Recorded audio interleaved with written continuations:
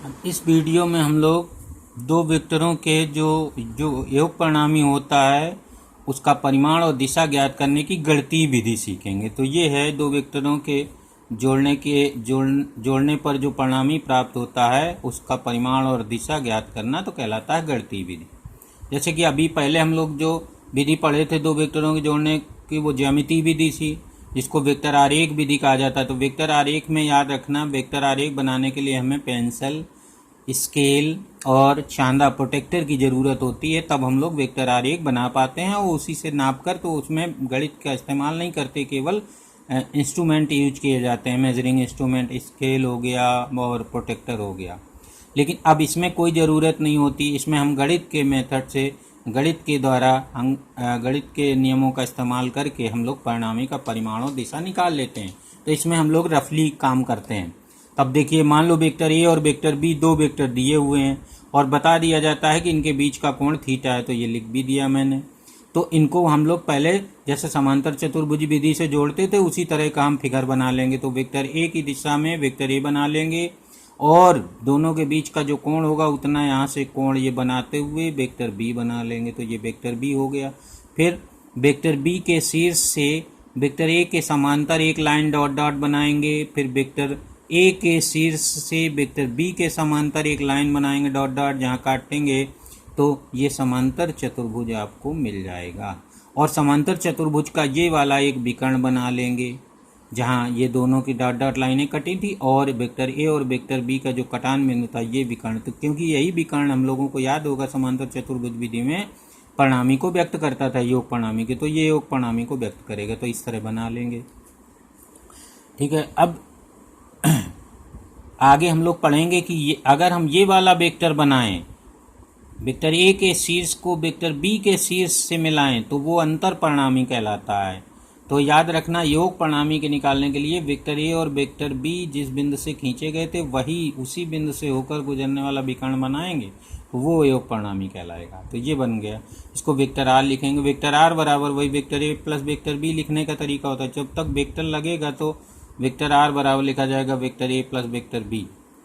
अब हम लोग आर का परिमाण निकालें, यानी ये वाली लंबाई निकालनी है हमें, और दिशा निकालनी। दिशा का मतलब हो गया कि वेक्टर ए के साथ ये कोण निकालना है अल्फा। तो दो चीज़ें हमें आंसर में देनी होती हैं, परिणामी का परिमाण यानी उसकी लंबाई, और परिणामी की दिशा यानी किसी वेक्टर के साथ उसका कोण, चाहे वेक्टर ए के साथ निकालिए चाहे वेक्टर बी के साथ निकालिए।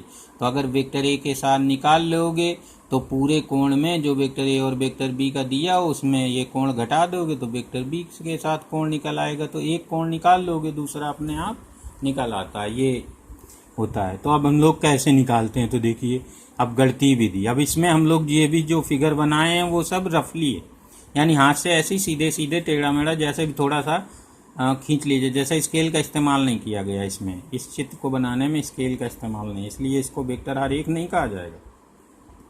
अब हम लोग समांतर चतुर्भुज ऐसे ही बना लेते हैं। अब समांतर चतुर्भुज का नाम दे देंगे, जहाँ से हम लोगों ने दोनों वेक्टरों को बनाया था उसको एम नाम दे दिया। कुछ भी दे सकते हो, कुछ किताबों में पी क्यू आर एस पढ़ा होता है, कुछ किताबों में इन वेक्टरों को वेक्टर पी वेक्टर क्यू से लिखा जाता है और यहाँ से नाम ए बी सी डी दे दिया जाता है समांतर चतुर्भुज विधि, समांतर चतुर्भुज का। तो इसमें कोई कन्फ्यूज़न नहीं होनी चाहिए, जो मन हो वो इस्तेमाल कर सकते हो, जो नाम देना है इन वेक्टरों को नाम दे सकते हो, और समांतर चतुर्भुज का जो नाम देना है वो नाम दे सकते हो। तो यहाँ पर हमने अपने समांतर चतुर्भुज का नाम दिया एम एन ओ पी, तो ये समांतर चतुर्भुज एम एन ओ पी है। अब हम लोग करते क्या है गणितीय विधि में, इस एम एन को आगे बढ़ाते हैं डॉट डॉट, यानी वेक्टर ए की दिशा में डॉट डॉट लाइन आगे बढ़ा लेते हैं और इस ओ बिंदु से एक अभिलंब डाल देते हैं यहाँ पर। ये जो आगे डॉट डॉट बढ़ाए थे उसी पर एक 90 अंश का कोण बनाते हुए लाइन खींचते हैं, ये डॉट डॉट लाइन बना लेते हैं। तो इस तरह से हमारे पास एक समकोण त्रिभुज मिल जाता है, एम ओ ओ डैश, ये वाला समकोण त्रिभुज मिल जाता है। एक ये मिल रहा है, देखिए एन ओ ओ डैश एक छोटा सा। तो अब हमें याद है कि ये वाली जो लाइन थी एनओ वाली वो इसके समांतर थी, तो ये वाली इधर है ये, तो ये कोण पूरा अगर थीटा वेक्टर ए और वेक्टर बी के बीच का कोण, तो ये भी यहाँ पर थीटा बना लेंगे, तो थीटा बना लिया जाता है।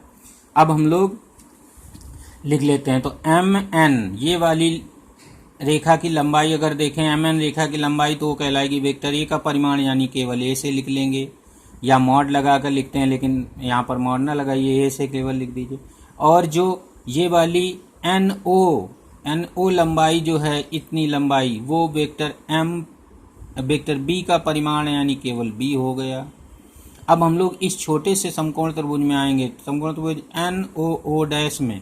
तो एन ओ डैश में साइन थीटा बराबर हो जाएगा लंब, यानी ओ डैश बटे कर्ण, यानी ओ एन या एन ओ लिख दो, तो आ जाएगा साइन थीटा बराबर ओ डैश बटे एन ओ केवल कहा जाएगा, एन ओ डैश नहीं होगा, सॉरी, एन ओ, ये डैश नहीं लगेगा, एन ओ केवल हो जाएगा। तो यहाँ पर हमें अब ओ डैश बराबर हो जाएगा एन ओ, देखिए क्या है, एन ओ जो है वो बी है, ये लिखा गया है, तो यहाँ पर ओ डैश आ गया बी साइन थीटा।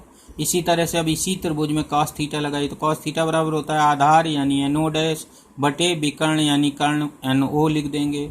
तो इससे हम लोग आधार निकाल लेंगे, तो एन ओ डैश बराबर हो जाएगा बी कॉस थीटा। तो इस तरह से ये जो समकोण त्रिभुज बना हुआ छोटा था, इसकी ये वाली लेंथ निकल आई, ये बी साइन थीटा निकली है, और एन ओ जो निकला है वो ए कॉस थीटा निकला है, और ये ए है इतनी लंबाई। तो टोटल एम ओ डैश जो आएगा वो ए प्लस बी कॉस थीटा हो जाएगा। तो यहाँ लिखा है मैंने, एम ओ डैश बराबर हो जाएगा ए प्लस बी कॉस थीटा, और ये वाली लेंथ लिखी है कितनी, बी साइन थीटा। अब हम लोग इस समकोण त्रिभुज एम ओ डैश, इसमें पाइथागोरस प्रमेय लगाएंगे। तो पाइथागोरस प्रमेय का मतलब होता है विकर्ण का वर्ग बराबर होता है लंब का वर्ग प्लस आधार का वर्ग, या यूं कहिए आधार का वर्ग प्लस लंब का वर्ग। तो यहाँ पर विकर्ण की लंबाई यहाँ पर वेक्टर आर का परिमाण है, यानी परिणामी का परिमाण है, तो केवल आर से लिखा जाएगा और उसका स्क्वायर हो जाएगा। तो M N square, M O square जहाँ लिखोगे वहाँ पर हम लोग लिख सकते हैं एम एन स्क्वायर बराबर, सॉरी ये गलत हो गया है, एम एन स्क्वायर बराबर नहीं लिखेंगे, एम ओ स्क्वायर यहाँ लिखेंगे, M O square, M O square बराबर हो जाएगा M O dash square plus O dash square, मान रख देंगे दोनों का। तो यहाँ एम ओ डैश ये पूरा एम से ओ डैश तक की लंबाई A plus B cos theta थी, उसका square plus B sine theta का स्क्वायर हो जाएगा। स्क्वायर खोल लेंगे तो A square plus B square cos square theta plus 2ab cos theta plus इसका आ जाएगा B square sine square theta. अब ए स्क्वायर ये हो गया, बी स्क्वायर कॉमन लेके cos square theta plus sine square theta 1 होता है, तो केवल बी स्क्वायर बचा प्लस 2ab कॉस थीटा ये बच गया। तो आर बराबर लिखेंगे तो आर बराबर आ जाएगा अंडर रूट लग जाएगा A square plus B square plus 2ab cos theta. तो इस तरह से इस एम एन की एम ओ की लंबाई निकल आएगी, यानी जो परिणामी बनाया गया था उसका परिमाण निकल आएगा। तो इस तरह परिमाण निकालने के लिए ये फार्मूला है।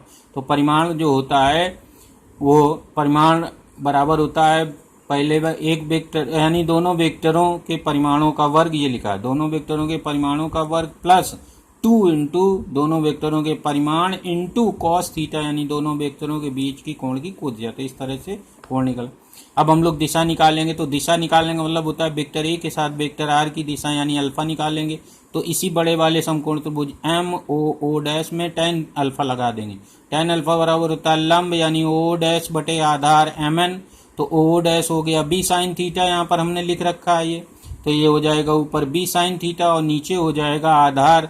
आधार का मतलब एम ओ डैश यानी ए ये लंबाई थी, बी कॉस थीटा ये थी, तो ए प्लस बी कॉस थीटा हो जाएगा। तो नीचे ए प्लस बी कॉस थीटा लिख देंगे। तो हमें तो अल्फा की ज़रूरत होती है, तो अल्फा बराबर यहाँ लिखा जाएगा, यहाँ पर अल्फा बराबर लिखा जाएगा tan इनवर्स करके, tan इधर भगा देते हैं तो tan inverse B sine theta बटे A plus B cos theta होता है। अब हमें अगर बी वेक्टर बी से कोण निकालना हो तो tan बीटा बराबर लिखा जाता है उल्टा ए, यहाँ से चालू करते हैं ए साइन थीटा, वहाँ बी साइन थीटा था, यहाँ ए साइन थीटा आएगा, और बटे बी प्लस ए कॉस थीटा आएगा, यहाँ ए प्लस बी कॉस थीटा था। तो ये फार्मूले याद रख सकते हो। तो बीटा बराबर tan इनवर्स इधर कर देते हैं, बाकी ज्यों का त्यों लिखा रहता है। अब इसमें विशेष स्थितियां कुछ समझते हैं। जैसे मान लीजिए वेक्टर ए और वेक्टर बी ये दो बने हुए हैं, सेम डायरेक्शन में है, इनका अगर हमें परिणामी निकालना है तो इनके बीच का चूंकि सेम डायरेक्शन में थीटा बराबर 0 हो जाएगा। तो यहाँ फार्मूला जो पीछे मिला है आर बराबर A square plus B square plus 2ab cos 0 लिख देंगे उसमें, तो cos 0 1 होता है, तो यहाँ 1 आ जाएगा, तो आ जाएगा a square plus B square plus 2ab, तो आ जाएगा a प्लस बी का होल स्क्वायर वर्गमूल हट जाएगा, तो a प्लस बी आ जाएगा। यानी जो परिणामी जो बनेगा, परिणामी का परिमाण जो आएगा उन दोनों वेक्टरों के परिमाण के योग के बराबर आएगा। तो इन दोनों की जो लंबाई होगी उसका वो लंबाई ही परिणामी का परिमाण कहलाएगी। और डायरेक्शन जो होगा उसका अल्फा निकालना है, तो tan इनवर्स, अब इसमें b sin 0 लिखेंगे, 0 आ जाएगा, 0 डायरेक्शन, यानी कोई उसी तरफ को होंगे, जो वेक्टर ए वेक्टर बी जिधर को होंगे उधर ही को परिणामी भी निकलेगा। अब यहाँ पर अगर दो वेक्टर ए और बी वेक्टर परस्पर लंबवत हैं, उनका हमें निकालना है, तो थीटा बराबर 90 डिग्री मान रख देते हैं फार्मूले में, तो यहाँ 90 डिग्री लिख देंगे। तो जब यहाँ 90 लिख दोगे तो यहाँ पर ये 0 हो जाएगा, तो बचेगा केवल a square plus B square. यानी अगर दो वेक्टर परस्पर लंबवत हैं तो उनका परिणामी हम लोग, परिणामी का जो परिमाण आएगा उसको हम लोग पाइथागोरस थ्योरम से निकाल लेंगे, ये हो जाएगा। और जो ये निकालना है, डायरेक्शन निकालनी है, तो डायरेक्शन में जब मान रखेंगे तो b sin 90 बटे a plus B cos 90, b sin 90 का 1 होता है, b cos 90 का 0, तो ये टर्म गायब हो जाएगा, यानी b बटे a केवल बचेगा, वही लंब बटे आधार आ जाएगा। अब अगर दोनों वेक्टर परस्पर विपरीत दिशा में, जैसे कि ये बने हैं, तो थीटा 180 डिग्री इस्तेमाल करेंगे, तो यहाँ 180 डिग्री, तो 180 डिग्री जब रखोगे तो ये cos 180 माइनस होता है, तो यहाँ माइनस साइन आ जाएगा।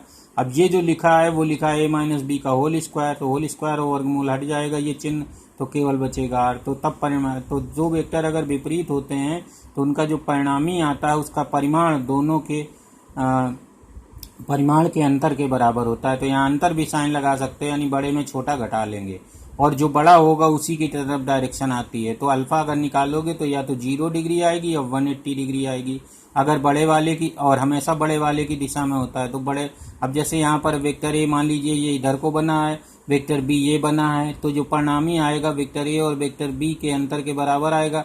तो वेक्टर बी वाले में वेक्टर ए के बराबर तीर हट जाएगा, तो बाकी जो छोटा सा तीर बचा वो कहलाएगा वेक्टर आर। तो ये वाला तीर वेक्टर आर है। अब देखिए वेक्टर आर की जो डायरेक्शन है वो वेक्टर ए से कही जाएगी 180 डिग्री, और वेक्टर बी से अगर कही जाए तो 0। तो ये लिख दिया है अल्फा बराबर 180 वेक्टर ए से डायरेक्शन है, और बी ये अल्फा बराबर या तो 0 डिग्री निकलेगी वेक्टर बी से डायरेक्शन, तो ये पूछा जाएगा। और जो परिणामी होगा वो बड़े वाले की ओर होता है, तो यहाँ पर वेक्टर बी की दिशा में होगा परिणामी, क्योंकि वेक्टर बी बड़ा है। यहाँ वेक्टर ए बड़ा है तो परिणामी की दिशा वेक्टर ए की दिशा में होगी, तो वेक्टर ए वाले तीर में वेक्टर बी वाला तीर कट जाएगा, तो ये जो तीर इतना सा बचेगा वो कहलाएगा वेक्टर ए और वेक्टर बी का परिणामी। तो ये विपरीत के केस में होता है, तो ये इस तरह लिखा जाता है vector A plus vector B. लेकिन यहाँ पर vector A plus vector B लिखा इसमें ऐसे ही जाएगा, यहाँ प्लस ही लगा के लिखा जाता है, लिखा हमेशा ये जाता है, लेकिन परिणामी जब निकालते हैं तब वो डायरेक्शन देखी जाती है, तो इसमें घटाया जाता है। लिखने का तरीका सेम है, इन दोनों का योग परिणामी लिखने का तरीका सेम रहेगा, यहाँ प्लस ही लगा के लिखेंगे। अब यहाँ पर देखिए, अब बड़े वाले की दिशा में आए तो वेक्टर ए से दिशा निकालनी है तो 0 डिग्री आएगी, वेक्टर बी से दिशा निकालनी है तो 180 डिग्री आएगी।